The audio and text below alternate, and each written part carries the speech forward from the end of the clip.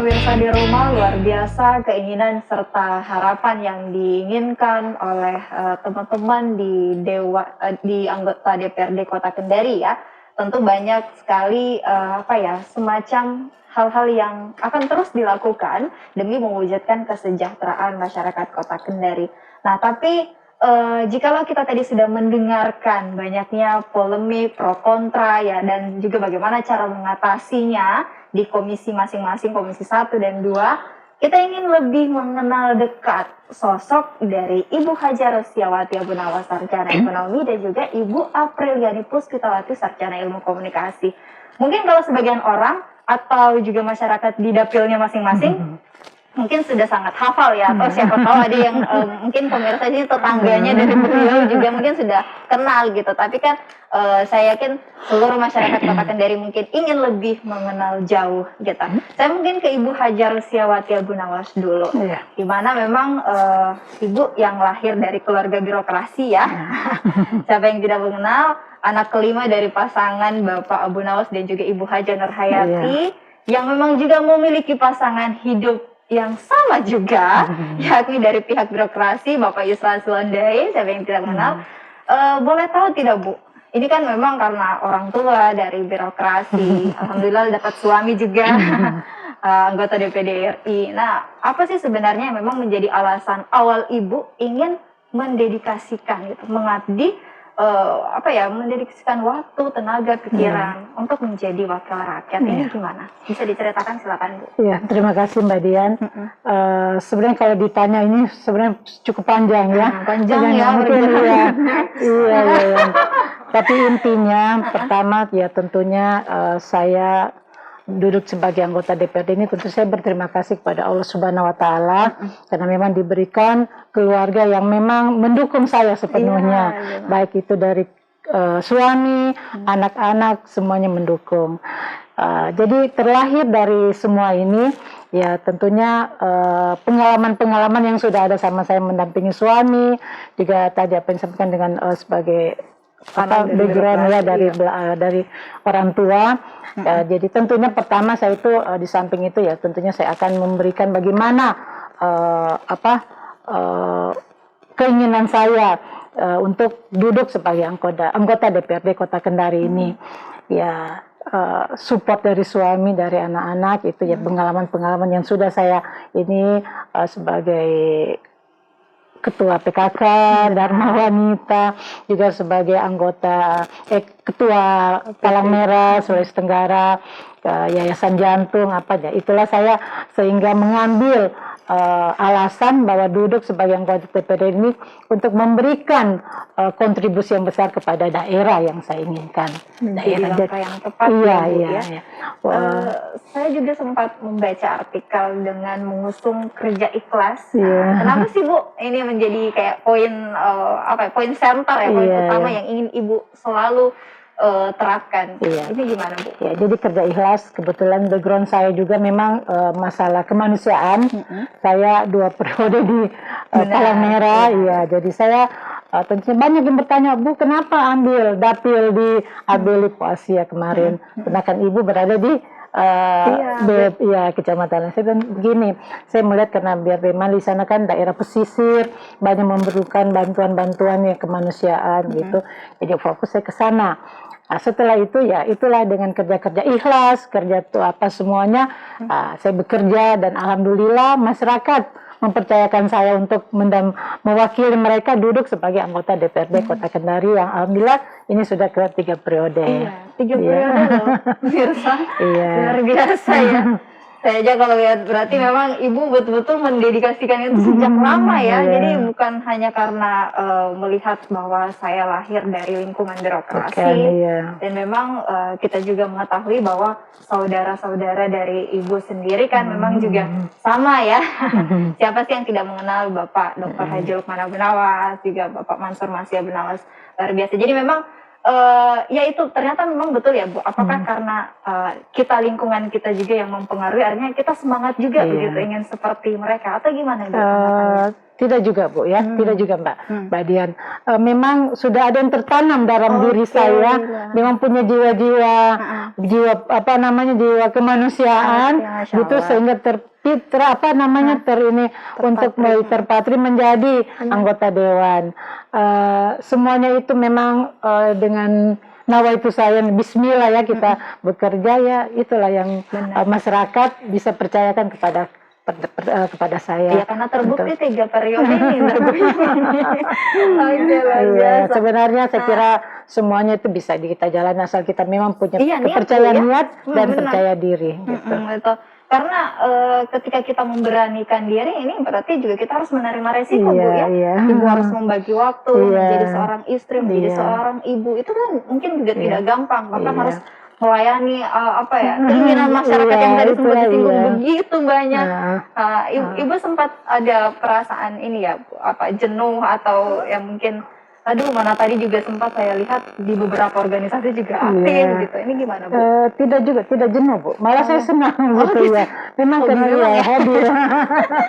Jadi terpanggil semua memang kita harus ada dari suami ya, izin dari suami, dari keluarga untuk bisa kita terjun di dewan ini, di masyarakat. Karena kalau tidak ada dukungan, baik itu dukungan dari suami, tentunya tidak akan berjalan lancar.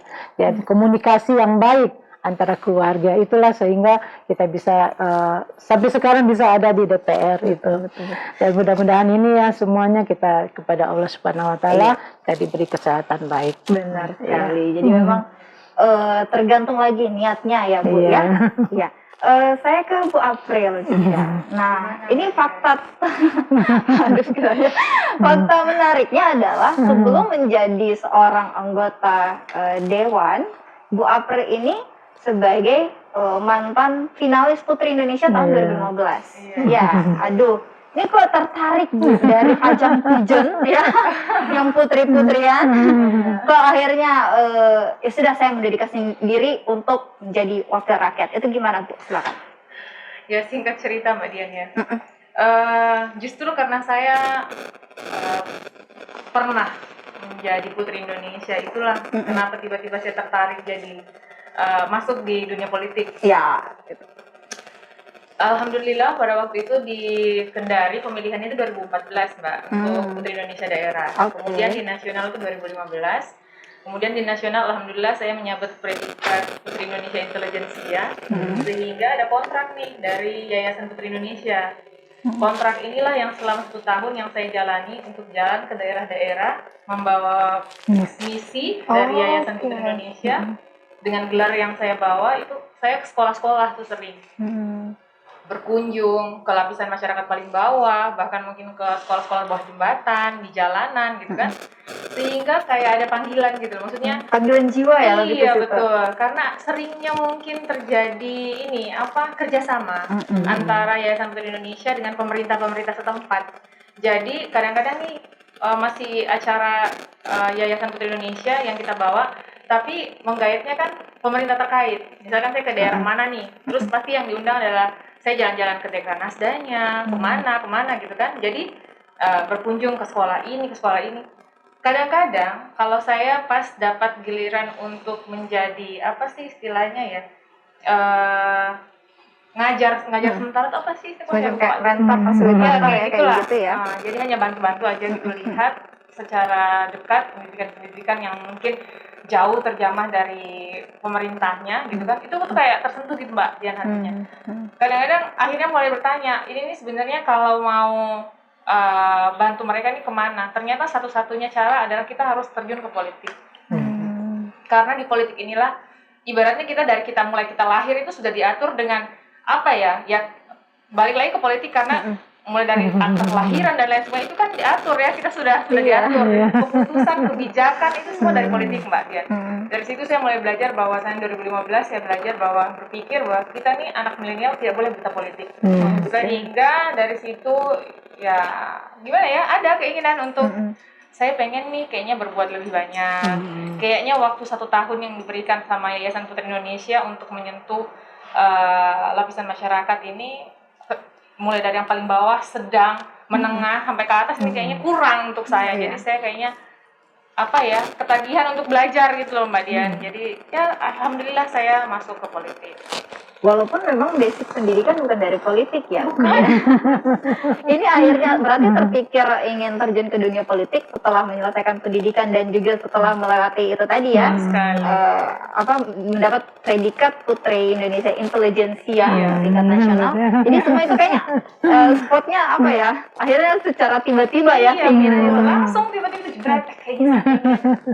Jadi pada saat ketika tiba-tiba saya ingin terjun ke dunia politik, hal apa yang dilakukan pertama sama Bu April pada saat itu? Waktu itu saya kembali ke sekolah saya, kemudian saya karena waktu jadi Putri Indonesia itu menjabat, saya belum sempat ke sekolah saya, jadi saya alumni SMA Kartika. Jadi saya ke Kartika, saya coba ngobrol-ngobrol sama ibu guru saya ya, istilahnya mungkin saya kayak konsultasi. Hanya mungkin waktu itu saya dekat sama beliau. Jadi saya ceritakan kurang lebih pengalaman saya, Bu, saya habis dari sekolah ini loh, dari luar ini, dari Lampung, dari mana gitu kan, saya ceritakan. Ini ternyata di sana ada ini begitu. Dari beliau lah saya sampaikan, Bu, saya kok kayaknya ingin nih begini gitu. Jadi iya boleh. Akhirnya Kartika memberikan saya wadah untuk bagaimana saya bisa untuk action awal gitu ya, action awal. Jadi saya ada bikin kegiatan di sana waktu Hari Sumpah Pemuda, saya coba datang mereka, jadi belajar dari situ, dari yang kecil-kecil dulu, kemudian di lingkungan sekitar seperti itu, dan tentunya pasti tidak luput ada bantuan dari suami yang mendukung. Jadi memang di lingkungan sekitar suami juga yang membentuk saya untuk bisa fokus terjun ke masyarakat seperti itu. Dan setelah masuk ke dunia politik rasanya gimana? Beda ya Bu ya ketika masih di Putri Indonesia. Beda karena kita di sini sekarang betul-betul sebagai pelaku. Kalau kemarin kan kita hanya membantu, kalau sekarang ini kita ya seperti yang tadi Ibu Haja sudah sampaikan, kita berjalan sendiri, bukan sendiri gimana, maksudnya adalah kita banyak ide-ide sendiri gitu loh. Maksudnya selain dari tupoksi kita juga tuh memang harus berkreasi dengan bagaimana bisa menyentuh lagi mereka, orang-orang di masyarakat di dapil kita. Luar biasa. Beda banget ya. Ya inilah yang membuktikan. Tapi saya percaya sih ketika dimanapun kita Bu ya, ketika ada keinginan memang untuk atau niat dan panggilan jiwa sudah istilahnya mengharuskan kita untuk menekuni profesi apapun itu, pasti rasanya itu akan berbeda dengan ketika dipaksakan ya Bu ya. Nah rupanya dari pengalaman Ibu Haja Rustiawati dan juga Ibu Aprilian ini sudah sama-sama membuka lagi pikiran saya bahwa oh ternyata ketika memang kita sudah meyakini suatu hal, ya sudah kita harus fokus gitu. Dan mungkin saya ke Ibu Haja Rustiawati kembali, bahwa memang Ibu juga memang keinginannya ini sejak SMA ya Bu? Alumni SMA Negeri 1 Kendari, betul Bu? Kata salah. Oke, gimana itu Bu? Berarti waktu pas zaman SMA sudah mulai senang dengan yang berbau-bau politik atau gimana nih Bu? Iya, baik, terima kasih Mbak Dian. Jadi memang saya waktu SMA itu memang banyak kegiatan ya, baik itu kegiatan ekstrakurikuler yang di samping itu saya ikut menari, terus ikut kegiatan menyanyi apa semua, jadi ya aktif ya memang pada situ. Jadi memang saya aktif dari dulu, aktif di organisasi sekolah seperti OSIS, itu aktif di pramuka.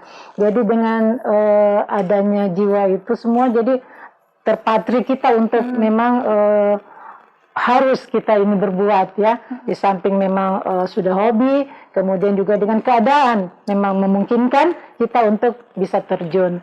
Jadi itulah dengan waktu itu saya bismillah menyampaikan kepada suami bahwa mau ikut ini, keluarga mendukung. Jadi itu semuanya jangan harus berjalan dengan seperti air saja mengalir, karena walaupun ada dukungan dari suami, dari keluarga, kalau memang dari diri kita tidak mau ya tidak bisa. Tetapi biar juga ada dukungan dari kita, kalau suami keluarga tidak mendukung, jadi harus kita bersama-sama. Harus balance ya, balance semuanya. Tapi Bu, ada nggak keinginan nanti untuk putri-putrinya, karena ibu memiliki 3 putri Iya. ya, putrinya ingin meneruskan jejak dari ibu sendiri atau gimana, ada nggak Bu? Ya, baik, mungkin Mbak Dian, saya putri anak saya 3 ya. Alhamdulillah 2 itu memang mereka di PNS, sudah menyelesaikan studinya, tugasnya. Mereka di PNS, dan 1 memang ikut jiwanya dia bukan di pemerintahan, dia bisnis lah begitu. Jadi untuk ikut ini mungkin di politik sementara belum ada, tetapi nggak tahu nanti di belakang ya, karena biasanya itu mereka biasa langsung sendirinya ya. Iya, biasanya begitu ya Bu April. Tapi yang jelas orang tua mendukung lah apa yang terbaik kita untuk berikan mereka, kita jiwa menuntut dari belakang apa yang mereka mau. Nah, semuanya beri ya. Dan kalau untuk Ibu April sendiri, keinginan nanti mungkin diikuti oleh anak-anaknya kelak gitu, profesi yang on the spot ya ini kita bilang, itu gimana Bu? Sama lah kayak Ibu aja. Kita ini orang tua hanya, apalagi anak saya masih kecil. Masih muda. Kan masih lupa, Ibu April masih muda. Ya, kita nanti dilihat lah. Tergantung anak-anak. Kalau mereka ada minat, kenapa tidak? Selama itu baik dan memang ada dari hati mereka sendiri, insya Allah hasilnya pasti baik lah. Kalau keinginan sendiri ya, tidak dipaksa dan tidak ikut-ikutan saja. Tapi mungkin yang ini terakhir yang ingin disampaikan kepada masyarakat, terutama mungkin para perempuan-perempuan ya, kita para ibu-ibu, apa sih yang sebenarnya titik poin yang mungkin ini bisa menjadi pembelajaran untuk kita juga mungkin Bu ya, kira-kira sebagai seorang ibu, sebagai seorang istri yang juga punya profesi, jadi ceritanya ini kayak wanita karir itu kan kadang kadang masih kadang pro kontra ya. Ada yang dibilangnya sudah kalau wanita hanya bisa di rumah saja, tapi kan tidak seperti itu, apalagi sekarang kalau orang suka bilang emansipasi wanita katanya seperti itu. Nah, kalau tanggapan dari Bu Haja Rosyawati sendiri untuk para wanita-wanita di Kota Kendari secara khusus, mungkin di Sultra secara umum gimana? Ya, terima kasih Mbak Dian.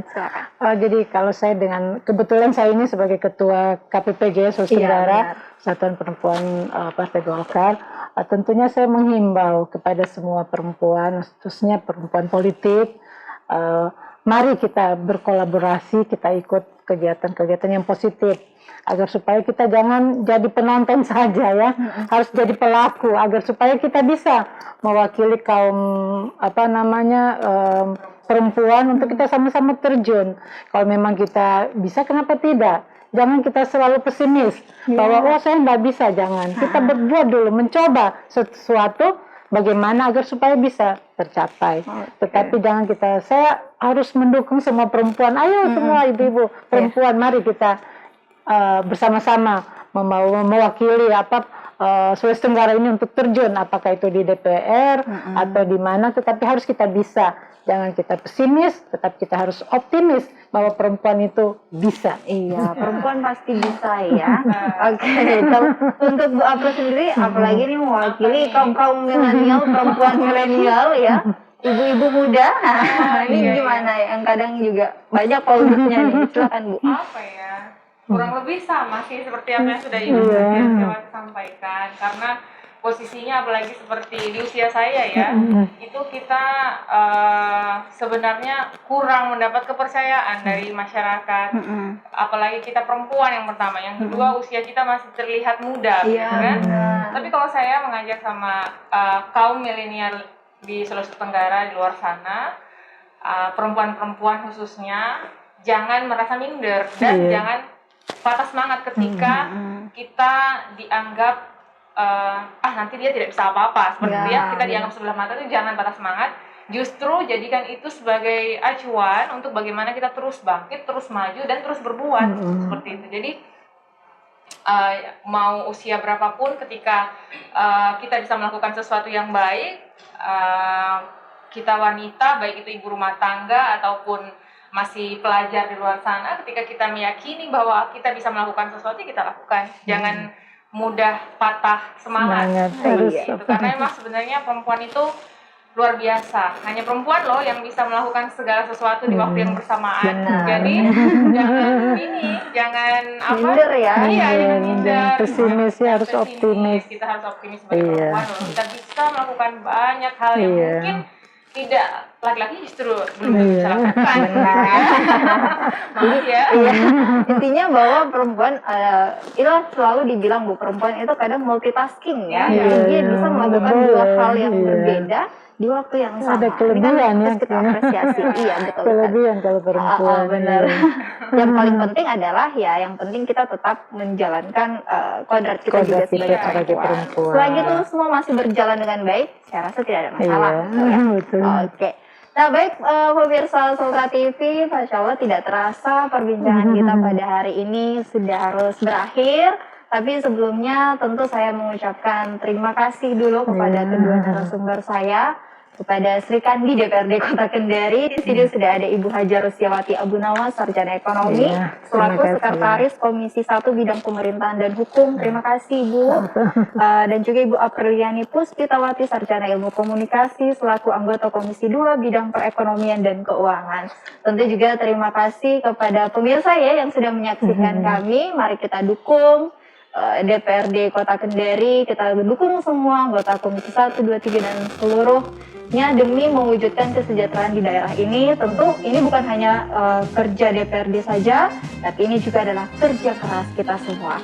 Oke pemirsa, akhir kata saya beserta kru yang bertugas pamit undur diri. Wassalamualaikum dan sampai jumpa.